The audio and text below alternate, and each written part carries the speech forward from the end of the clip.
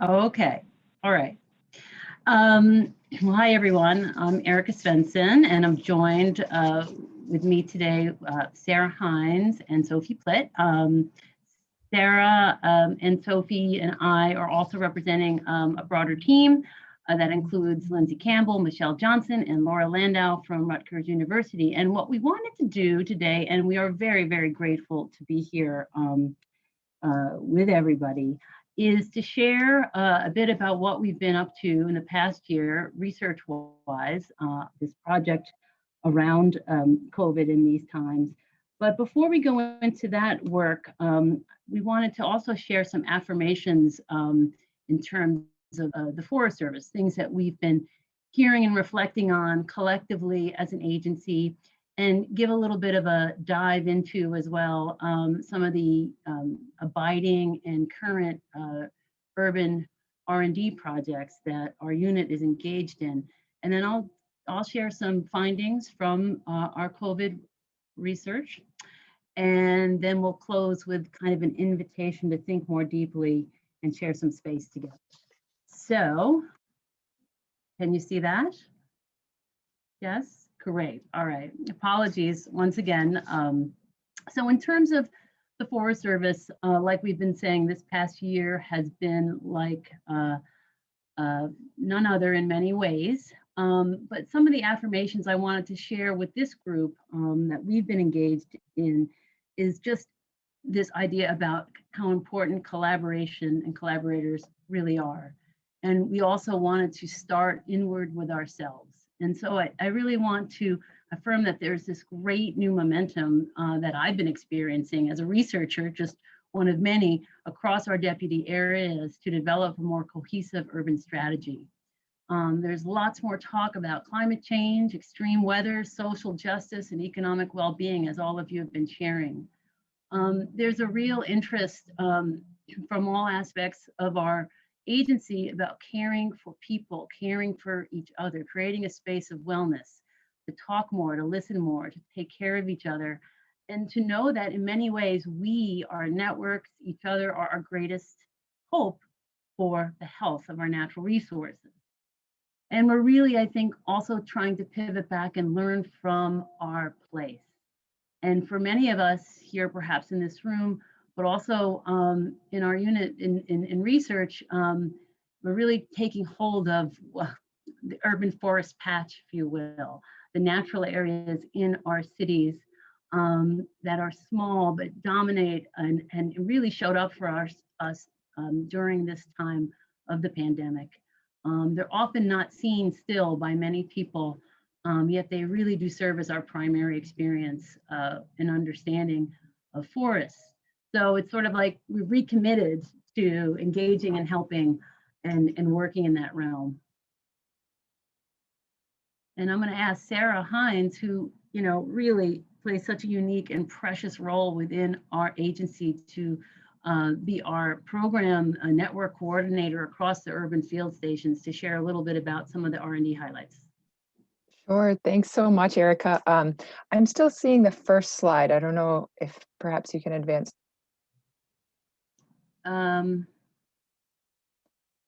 You don't see the change in slides? I still see the first one. What if I stop sharing my screen, and Sophie, could you pull it up?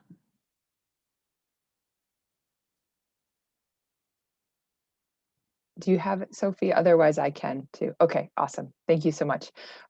Well, I'll just go ahead and start talking. Thank you so much, Erika. And I have to say, like, it's unbelievable. Huge credit to Erika and the team in New York, Sophie, Lindsay, Michelle, Laura, everyone that she mentioned, because, just think of where we were a year ago. I mean, we were actually all sitting together at SUFC, passing the microphone and hand sanitizer around, having no idea what was to come. And then, a month later, we enter complete lockdown mode. And at the same time that our lives are shifting so dramatically, people are, losing access to childcare and schools, this team just kind of realized, hey, there's something, this is a moment in time that we want to document, and just organized so quickly, so rapidly, and started learning from what was happening and doing this incredible social science research and presenting you now with what you're hearing today. So I won't take too much time. I just want to, maybe Sophie on slide 4, talk a little bit about some of the themes that we're bringing forward to the Biden administration, and obviously that we are continue to do research on.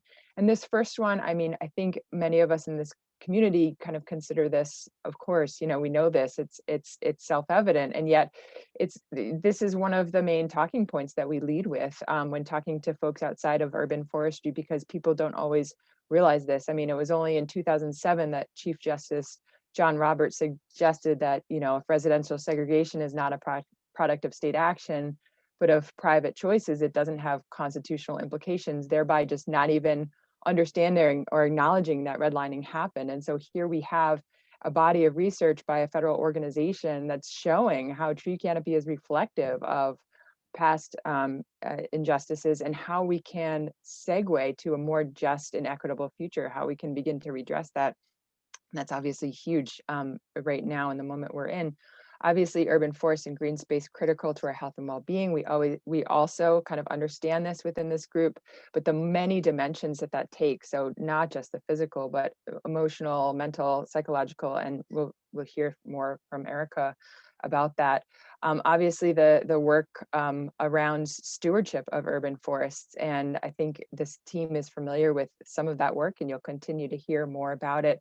And then, like Erika mentioned, this idea of, you know, we've talked about urban forests, and maybe it comes across as relatively homogeneous, but we have these niches within, and these forested natural areas where, you know, if you embed someone right in that area, in a forest in a city, they might not know whether they're in Baltimore or whether they're in, we really had a national forest person come out to a little forest patch in Baltimore, and without hearing the traffic in the background, he said, you know what, this looks just like the Monongahela National Forest. We have the same issues, we have the same problems, I see the same species composition, you know, and so these are our most resilient sort of keystone gems that are so important to all the dimensions that we're talking about. And so that's another area where we continue to kind of inform and enhance what we can learn across boundaries. So I'll turn it back over to Erika. Thank you. Thanks, Sarah. And I'm going to have to ask you, Sophie, to advance the slide if you can. Yeah, so just a bit about the research that we started to engage in early on last year, right at the beginning of the pandemic. Basically, what we really want, oh, we're changing the slide again. Sorry, can you?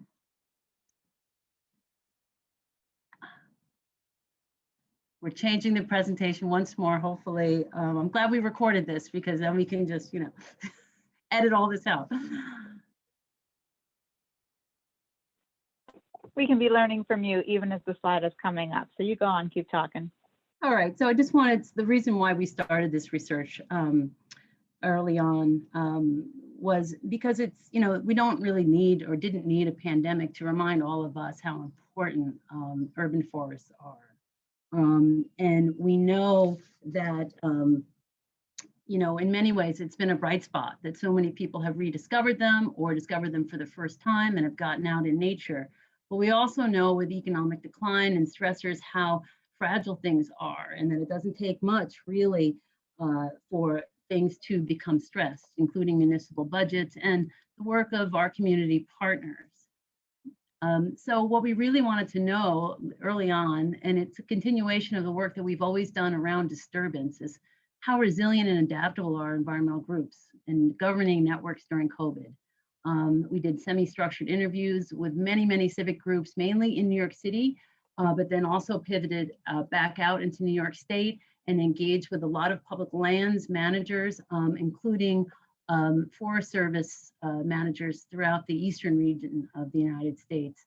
And the outcome for us was to really try and understand more about urban forestry and public land management as an essential service. Next slide. And just real quick about some of the things we found, you know, obviously we found these extreme levels of public use, right, in our urban forests, but also our rural ones. And it was coupled really with these limitations that land managers were feeling, you know, in real time. And many of them reported, you know, every day is like a weekend, we're only game in town. We've got a lot of people here who we know it's their first time, but we also heard stories of people just really agonizing over the fact that, you know, we used to get like 100 volunteers every couple of weeks.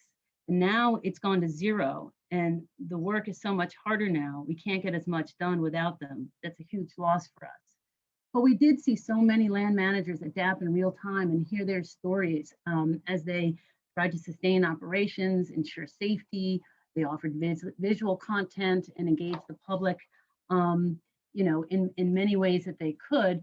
And many took this time, I guess, for deeper reflection as well, which we really want to hang on to and understand more about in terms of when we talk about the transformation of urban forestry. We heard a lot of groups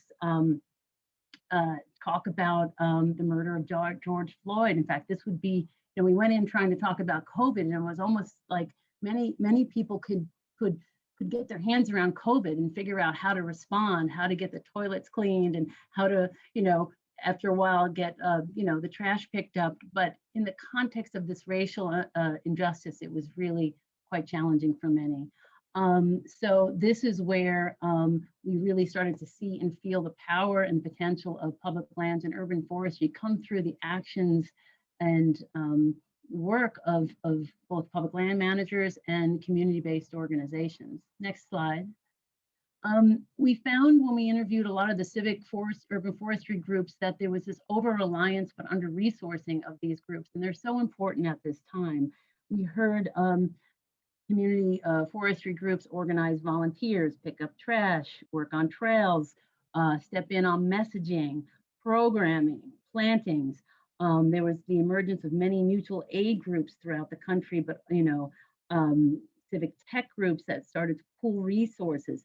Groups were spanning their mission because at certain points it was food that people wanted, not trees. And we heard from a lot of urban forestry groups that started to engage in things that aren't ordinarily part of their, purview, but they knew that they needed to help. And this is where, the work that we do, it really becomes this essential service.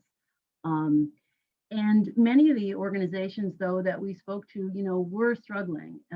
It's spotty, it's uneven. The ability for civic society or community forestry groups to respond is uneven throughout the city. And there's this kind of pull that we feel from organizations that really just need to engage more and to strengthen their capacity. But the one thing about the civic sector, different from government, it was more flexible, it was more adaptable, and it was able to respond and pivot, which is something that we really took note of.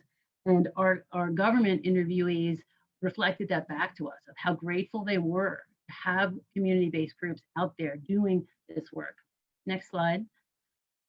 When we spoke to public sector managers in urban forestry, they affirmed that it isn't either or. During these tough times with budgets being cut, they needed the support, at the municipal level, but they also really acknowledged the importance that these civic groups have played at this time and wanted to see them strengthened and their capacity assured. And so, again, this idea that, civic capacity remains uneven is a real, I think, problem for us, and an issue that we really want to dive into a little bit more. The idea that, when we say, trees are still the answer, they're still key, but plantings are not enough, right? There was a real final expression of like, we need to strengthen organizations that care and program urban forest resources so that they can function, truly function during times of crisis, but during this more stable times, because that's what builds the social resilience, that's what builds the social trust. Next slide. We're wrapping it up. So, the reason why we wanted to present some of these findings here with you, and we're just sharing some high level points from the community forestry realm, and we have more to share throughout the year, but we thought that this kind of research positioned us more in a sense of having a call for action. So we are calling for thought partners, folks like yourselves, to note that we all responded. Everyone on this call at this, meeting today responded in some way, I am quite sure, and you adapted.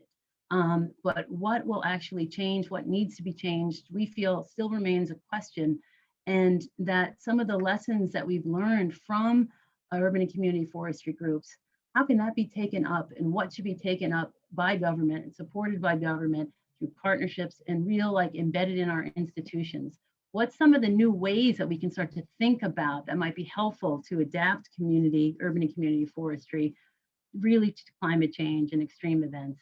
And lastly, how do you think urban research can contribute to your efforts? Next slide.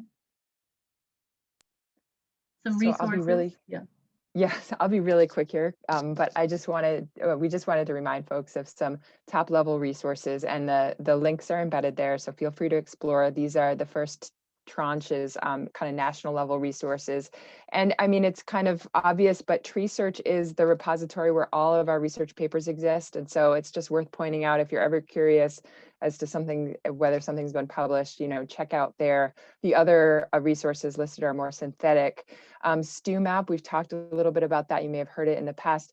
And you can use it as a tool, obviously, but it's this entire mindset, you know, what Erika is saying about understanding and strengthening civic capacity. And so just checking out the website can, you know, I think so many in the urban and community forestry realm are already so familiar with the importance of coalitions and partnership building and strengthening capacity, but you might find some little nuggets just embedded in the literature and the work that's been done through a variety of cities that you might find helpful. And then finally, please, you know, join up with our community of practice. We meet regularly, and before, you know, papers kind of hit the press and before these synthetic resources are able to be developed, you know, it's all part, it's the conversation. That's where, you know, we're just kind of right at the ground level, kind of figuring out as we go. And we invite you to please be part of the dialogue and always, you know, let us know what you need and how you want to engage with us.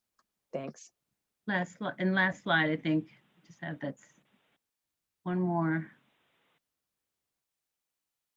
Yeah, and we have a special issue that hopefully will be coming out this year with many of our colleagues that have also conducted studies, research, and engaged with groups around the pandemic and related issues. So look for that because we're learning from you and we're learning from each other in this whole community. Thank you. Great, thank you guys so much. And you've already got a couple of substantive questions in the chat. I'm going to go with the second one first, which Paul Johnson shared. Paul, you want to bump up verbally and share your question?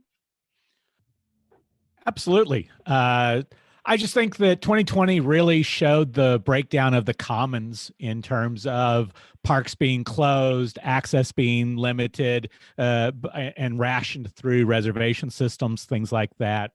Anything in the work that you've done so far that can help us as an industry solve that problem going forward so that we don't have that same issue. I think that the importance of trees as a respite from all of the stress and the connection to our health really should insulate us from budget cuts, those kinds of things. But we've got to do a better job to position ourselves so that we're not the first ones cut. Yeah, I mean, I guess I would say, you know, we're still thinking through what some of the recommendations might be vis-a-vis the research we conducted on public lands as well as with civic groups. But I think it's really owning the space of urban forestry being an essential service, the trees and urban forests themselves, but also the workforce. And when I mean owning that space, what does that mean? It may be kind of putting out there a little bit in more, I guess, I don't want to say aggressive ways, but some more creative ways to really feel when someone swats you away and say, well, trees are nice to do, or, you know, that community project that just happens in that neighborhood. I mean, there's real, this is real work here. Right before COVID, we were actually working with colleagues at FEMA to try and pilot StuMap they wanted us to bring StuMap into an actual real disaster scenario, which we kind of got scared about. And we said, no, that's our stewardship mapping project. But they were, you know, folks there in their recovery team were recognizing that planting and engaging with community is a really important part of long-term recovery when a place has been disturbed. So there's a lot of people out there that are fellow travelers with us. And as everyone's been saying, we need to widen our network and find those folks and join up with them and speak loudly and boldly and not, hide behind the tree. Danielle Kumnine, I'm sorry, I may have just totally mucked up your last name, but Danielle C had two really interesting questions in the chat, and I know she might need to hop for a minute. Danielle, if you're still here, you want to speak up about those two great questions? Yeah, Erika, the story you just told is exactly Tree Pittsburgh's story. If you interviewed me, I could tell you all the same things. And thinking about, the capacity limitations and knowing a lot of the great programs that come out of the federal government, it's really hard for a lot of groups, especially groups that are led by one person or sometimes volunteers, to register with SAM and get a DUNS number and do all the things that you have to do to access federal funding. So maybe that could be part of the consideration, is how could some of that be streamlined while also understanding that there's accountability for the funding, which I understand, procurement policies and things that we have to follow, but how can that be looked at and maybe made a little easier? I have a feeling all three of us are nodding our heads in complete and total agreement. Absolutely, Danielle, like starting to build a list of those very tangible things that are barriers, right? And issues, I think, is a place to start.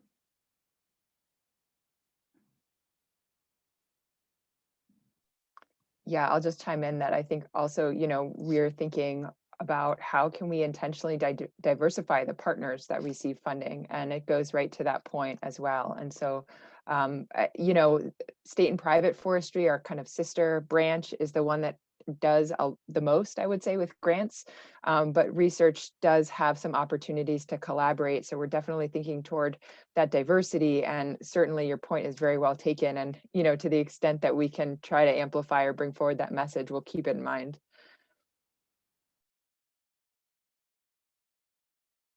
I know that John Harris had a question. I wasn't totally clear if it was a question for you all or for SUFC or comment, but I would love to put you on the spot, John, to share that question.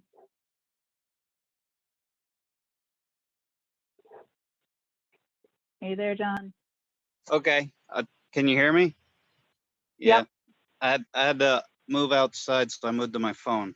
But anyways, so I'm interested with all of the leadership with the Forest Service going through about the ideas more and more about urban forestry being one specialized segment in, or one specialized type of forestry overall, and work that's being done both in data collection and the forest inventory across the country, and using like the site indices and silvicultural methods, and taking urban forestry back into forestry practices to make it it's practices that can be discussed more across forestry, and maybe more applicable in how land managers within urban boundaries manage their trees for useful lives and the wealth of benefits or services. So can you talk some about that?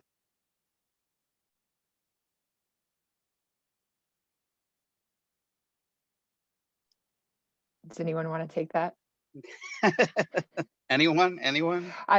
So I'll comment, and I'll let my colleagues jump in too.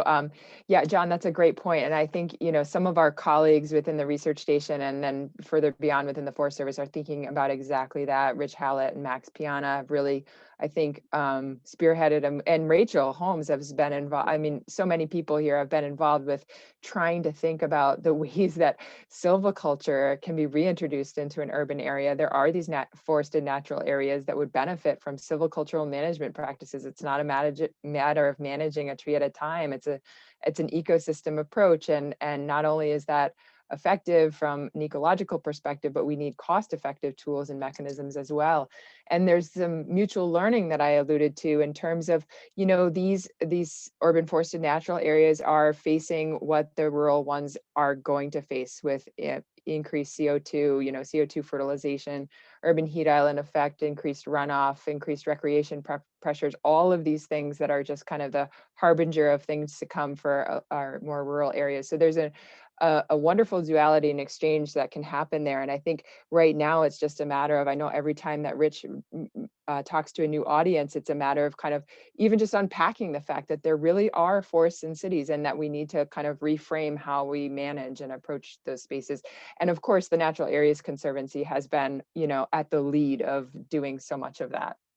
Right. Yeah, I was so gonna- I was just going to give just one quick follow-up. I'm also looking at, instead of tree removals on urban streets, that's actually harvesting, and we were looking at all that wood as raw material for products, as opposed to just where can we dump it. So changing the language of urban forestry to forestry, site indices or indexes for street trees and residential property trees and commercial trees. So and I get natural areas and parks, which are more like forests, but carry the concept a little further to any urban areas really are part of the forest, so I just want to add that, and please go ahead. Awesome. I just wanted to say there was one more question in the chat that's kind of the perfect one to end with, because we're at our time here, which is just, could you please, in simple terms, reiterate your ask to the group, so the group is really clear on what the ask is coming out of your presentation today? Oh, of course. Yeah. No, I'm sorry. I had to rush during the end there. Is to engage with us in research as thought partners. And it could start by just calling up a researcher once a month or vice versa, and having a conversation and seeing where there's points of overlap, seeing where there's information data that we can share that we already have with you with your efforts, but also new ideas and new directions we can go, because we can pivot pretty quickly. I mean, that's the other point of bringing this project to you. We're able to pivot and conduct and engage in research practice collaborations fairly quickly at times. Awesome. Huge thanks to the three of you. And I'm going to invite everyone to, on the count of three, unmute, and we will give them a rollicking round of applause. Thank you so much. 1, 2, 3. Thanks y'all so much.